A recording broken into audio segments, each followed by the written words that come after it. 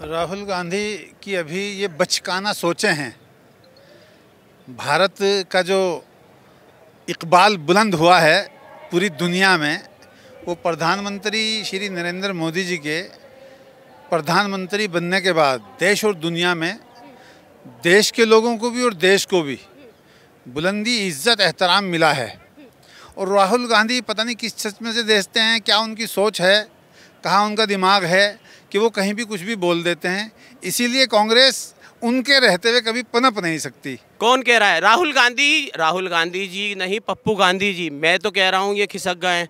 जो अपनी पार्टी को नहीं संभाल सकता वो अपनी मतलब फैमिली को नहीं संभाल सकते, वो देश को क्या संभालेंगे वो लोग। 24 में प्रधानमंत्री जी नरेंद्र मोदी जी रिपीट होंगे और अच्छे बहुमत से बीजेपी की सरकार बनेगी। विपक्षी पार्टियां एकजुट हो रही हैं, कह रही हैं इस बार हटा दें। जितना एकजुट होंगी उतना पार्टी बीजेपी मजबूत होगी। राहुल गांधी तो कह रहे हैं भारत जोड़ो यात्रा का असर पड़ेगा 24 में। वो खुद ही घर ही नहीं जुड़ पा रहा उनसे, देश कैसे जुड़ेगा? अभी घर ही नहीं जुड़ पा रहा। मुसलमानों के नाम पे राजनीति पिछले 60-65 साल से कांग्रेस करती चली आ रही थी।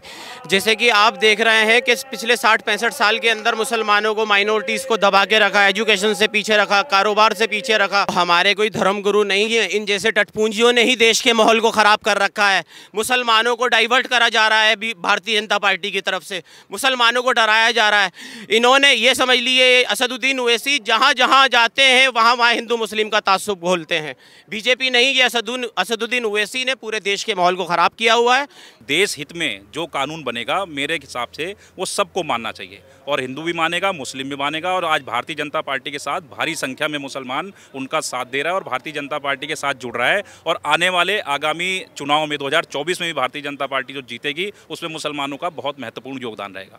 नमस्कार, स्वागत है आपका हमारे चैनल पर, जहां एक तरफ केंद्र सरकार को लेकर विपक्षी पार्टियां लगातार ये बयान दे रही हैं कि मुसलमानों का जो है वो भला नहीं चाहती है मोदी सरकार, तो वहीं दूसरी तरफ असदुद्दीन ओवैसी लगातार ये बयानबाजी कर रहे हैं कि सभी मुसलमानों को भरोसा दिखाकर किसी मुस्लिम को प्रधानमंत्री बनाना चाहिए। इस तरीके की वो बयानबाजी हमेशा करते हुए नजर आते हैं। आज मेरे साथ देख रहे होंगे कि तमाम जो मुस्लिम भाई मेरे साथ खड़े हैं, इनसे हम बात करेंगे कि उनका इस पूरे मसले को लेकर क्या कहना है, कि इतने सालों में प्रधानमंत्री नरेंद्र मोदी के द्वारा कैसे काम किए गए हैं और 2024 और राहुल गांधी के उन बयानों के बारे में इनका क्या कहना है जो उन्होंने विदेश में जाकर दिए, वो भी भारत को लेकर। सर ये बताइए, आज राहुल गांधी विदेश में जाकर ये कहते हैं कि भारत जो है लोकतंत्र नहीं है, भारत में उन्हीं के भाई हैं वरुण गांधी, वो कहते हैं कि देश का मुद्दा देश में रहना चाहिए, विदेश में डिस्कस नहीं करना चाहिए। राहुल गांधी की अभी ये बचकाना सोचें हैं। भारत का जो इकबाल बुलंद हुआ है पूरी दुनिया में, वो प्रधानमंत्री श्री नरेंद्र मोदी जी के प्रधानमंत्री बनने के बाद देश और दुनिया में देश के लोगों को भी और देश को भी बुलंदी, इज्जत, एहतराम मिला है। और राहुल गांधी पता नहीं किस सच में से देखते हैं, क्या उनकी सोच है, कहाँ उनका दिमाग है कि वो कहीं भी कुछ भी बोल देते हैं। इसीलिए कांग्रेस उनके रहते हुए कभी पनप नहीं सकती।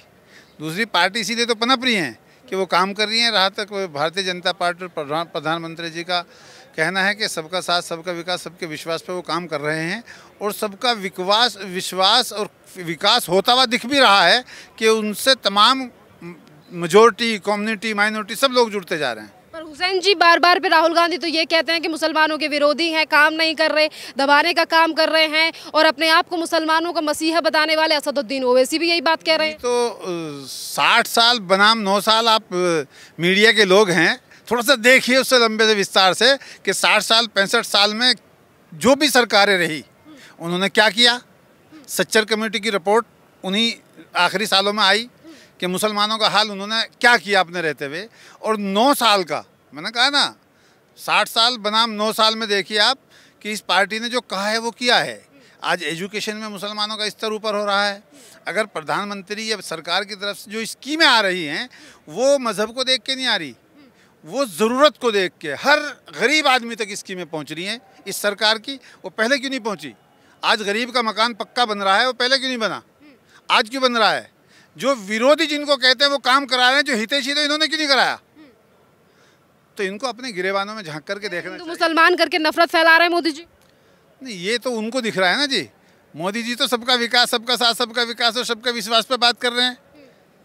और जो विकास और विश्वास दोनों दिख भी रहे हैं कि आज इतने लोग आपके सामने यहाँ या बीजेपी के झंडे के नीचे हज़ारों कार्यकर्ता, लाखों माइनॉरिटी के लोग, लाखों मुस्लिम लोग खड़े हैं। तो अगर वो नफरत फैलाने का काम करते, खड़े थोड़े ही होते। हुसैन जी, पर ये भी कहा जाता है कि सिर्फ वोट बैंक के लिए मोदी जी मुसलमानों को अपने साथ ला रहे हैं, जो मीटिंग है और बड़ी बड़ी बातें की जा रही हैं। नहीं, वो जो लाए थे मुसलमानों को अपने साथ, वो सिर्फ राशन देने के लिए लाए थे। वो सिर्फ राशन देने के लिए आए थे क्या? वो भी तो वोट के लिए ला रहे थे।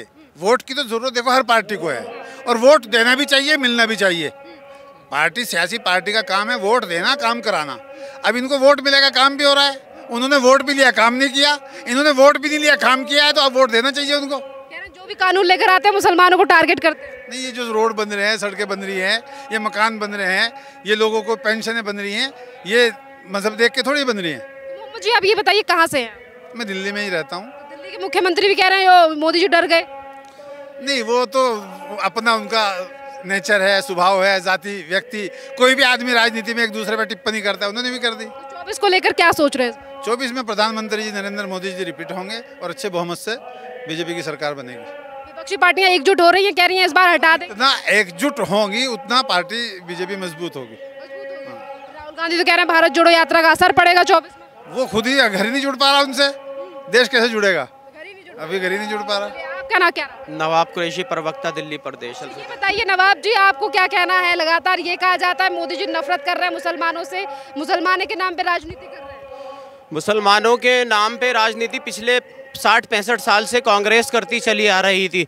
जैसे कि आप देख रहे हैं कि पिछले 60-65 साल के अंदर मुसलमानों को, माइनॉरिटीज़ को दबा के रखा, एजुकेशन से पीछे रखा, कारोबार से पीछे रखा, शिक्षा से पीछे रखा।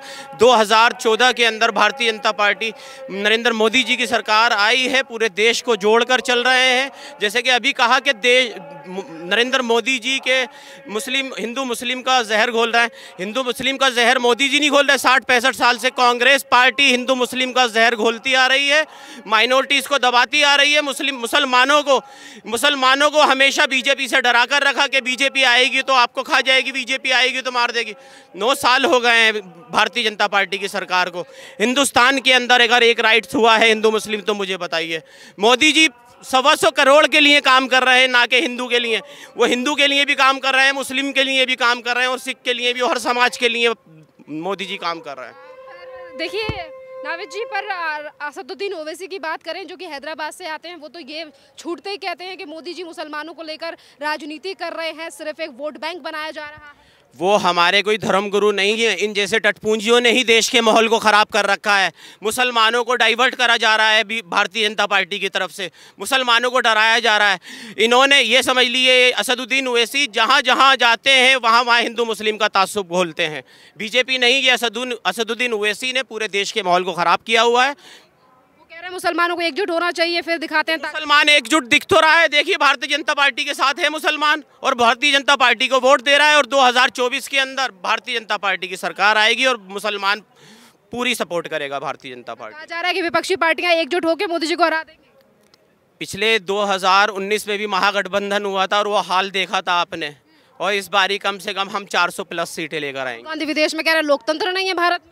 कौन कह रहा है? राहुल गांधी जी नहीं, पप्पू गांधी जी। मैं तो कह रहा हूँ ये खिसक गए हैं। जो अपनी पार्टी को नहीं संभाल सकता, वो अपनी मतलब फैमिली को नहीं संभाल सकते, वो देश को क्या संभालेंगे? वो लोग देश को नहीं संभाल पाएंगे। नाम है सर आपका? इम्तियाज अहमद मेरा नाम है। इम्तियाज जी, आप मुझे बताइए कि राहुल गांधी लगातार विदेश में बयानबाजी कर रहे हैं कि भारत में लोकतंत्र रहने लायक नहीं है, या देश के प्रधानमंत्री जो हैं वो बांटने का काम कर रहे हैं। देखिए, जो विपक्षी पार्टियां हैं उनका काम ही आरोप लगाना है, और निराधार आरोप हैं ये, और ये सभी जानते हैं कि कांग्रेस पार्टी का इस समय क्या हाल है। आप लोग हाल देख रहे हैं, कांग्रेस पार्टी उस मुकाम पर खड़ी है कि उसके लिए जो उनके शीर्ष नेतृत्व के नेता हैं, जो उनके करता धरता है, वो लोग सड़कों पर आ चुके हैं। तो आप इससे अंदाजा लगा सकते हैं कि खिसियानी बिल्ली खंबा नोचे, वो कहावत इन पर फिर बैठती है। और उन्हीं के भाई हैं वरुण गांधी, वो ये कह रहे हैं कि देश का मुद्दा देश में ही सॉल्व होना चाहिए, विदेश में नहीं बोलना चाहिए। वही राहुल गांधी विदेशों में जाकर ये कहते हैं कि अमेरिका और यूरोप को आना चाहिए क्योंकि भारत में लोकतंत्र खत्म हो रहा है। देखिए, ये मैंने अभी आपको फिर कहा है कि आरोप लगा रहे हैं। आरोप लगाना एक अलग चीज़ है, सिद्ध करना अलग चीज़ है। उनके कहने से कुछ हो नहीं जाएगा। कि सरकार के द्वारा मुसलमानों को दबाया जा रहा है। नहीं, ऐसा बिल्कुल भी नहीं है सर। आज मुसलमान जो है भारतीय जनता पार्टी के साथ है। आज आप यहाँ भी देख सकते हैं, और ये गंगा जमनी तहजीब आप यहाँ पर आज देख सकते हैं कि सामवेद का उर्दू में आज यहाँ पर जो है उसका अनुवाद किया गया है, जिसके लिए यहाँ कार्यक्रम किया गया, जिसमें माननीय श्रीमद भागवत जी आ रहे हैं यहाँ पर। तो इस तरह का कार्यक्रम है, जो कह रहे हैं झूठ फैलाकर ही अपनी राजनीति को आगे चला सकते हैं, जबकि ऐसा बिल्कुल भी नहीं है। मोहन भागवत जी को लेकर जिक्र किया है आपने। असदुद्दीन ओवैसी कहते हैं मोहन भागवत जी मुसलमानों से नफरत करते हैं। आरएसएस एक ऐसी संस्था है जो मुसलमानों की दुश्मन बनकर बैठी है। नहीं, ऐसा बिल्कुल भी नहीं है। आरएसएस ने कभी भी मुसलमानों से दुश्मनी नहीं की है, और आज आप देख रहे हैं यहाँ पर आरएसएस, संघ और मुस्लिम सब एकजुट होकर आज इस मंच पर यहाँ पर देखने को मिल रहे हैं। और जो लोग ये कह रहे हैं, मैं फिर आपको बार बार ये कहना चाहता हूँ कि राजनीतिक आरोप है, ये सिर्फ आरोप लगाते हैं, और बैठकर बातें करना एक बात है, उसको सिद्ध करना, उसको प्रमाणित करना वो एक दूसरी बात है। तो ये 2024 के चुनावों को लेकर विपक्ष एकजुट हो रहा है और असदुद्दीन ओवैसी भी तैयारी कर रहे हैं। देखिए, सब पार्टियों का अधिकार है, लोकतंत्र है, सबका अधिकार है एकजुट होने का, लेकिन जो परिणाम है वो परिणाम आप देख सकते हैं। भारतीय जनता पार्टी हर मजहब के लोगों कर, हर वर्ग के लोगों कर एक लेकर चल रही है, और मोदी जी का जो विज़न है सबका साथ सबका विकास, आज वो सड़कों पर भी दिख रहा है, मध्यम वर्ग में भी दिख रहा है, निम्न वर्ग में भी दिख रहा है, और गरीब मजदूर लोगों को भी दिख रहा है। सबका साथ सबका विकास, जिस तरह से जो योजनाएं चल रही हैं मोदी जी की, चाहे वो सुकन्या योजना हो, उज्ज्वला योजना हो, या गरीब कल्याण योजना हो, सभी योजनाएं, और उसका लाभ हर धर्म के लोगों को मिल रहा है। को लेकर बात करें तो जनसंख्या नियंत्रण की जब भी बात होती है, असदुद्दीन ओवैसी कहते हैं मुसलमानों को टारगेट किया जा रहा है। नहीं, ऐसा नहीं है, मुसलमानों को टारगेट नहीं, क्योंकि इस देश में हिंदू भी रहते हैं, मुसलमान भी रहते हैं, सिख भी रहते हैं, ईसाई भी रहते हैं, और देश हित में जो कानून बनेगा मेरे हिसाब से वो सबको मानना चाहिए, और हिंदू भी मानेगा, मुस्लिम भी मानेगा। और आज भारतीय जनता पार्टी के साथ भारी संख्या में मुसलमान उनका साथ दे रहा है, और भारतीय जनता पार्टी के साथ जुड़ रहा है। और आने वाले आगामी चुनाव में 2024 में भी भारतीय जनता पार्टी जो जीतेगी, उसमें मुसलमानों का बहुत महत्वपूर्ण योगदान रहेगा। तो सर, क्या लग रहा है 2024 के चुनावों को लेकर किस तरीके से देख रहे हैं आप? नहीं, चुनाव को लेकर भारतीय जनता पार्टी की तैयारियां जोरों पर हैं, और इसके अंतर्गत एक मुस्लिम लोगों के साथ में संवाद कार्यक्रम भी जारी है, सूफी संवाद कार्यक्रम भी चल रहा है हमारे राष्ट्रीय कार्यालय की ओर से।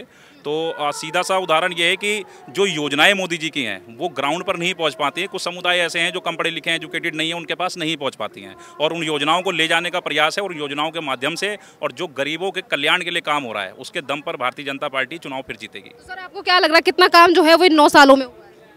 काम ही काम हुए जी। आप आज किसी भी सड़कों पर जाकर देख लें, अब हाईवे देख लें, हिंदुस्तान का कोई भी सड़क देख लें, कोई भी गांव देख लें, एक्सप्रेसवे बन गए, कितने फ्लाईओवर बन गए, और योजनाएं तो इतनी है कि आपको गिनती करनी मुश्किल हो जाएगी कितनी योजनाएं हैं। तो 9 साल में केंद्र सरकार ने गरीब कल्याण के लिए काम ही काम किया है, गरीब लोगों का काम किया, हर वर्ग के काम के लिए और हर समुदाय के लिए काम किया है।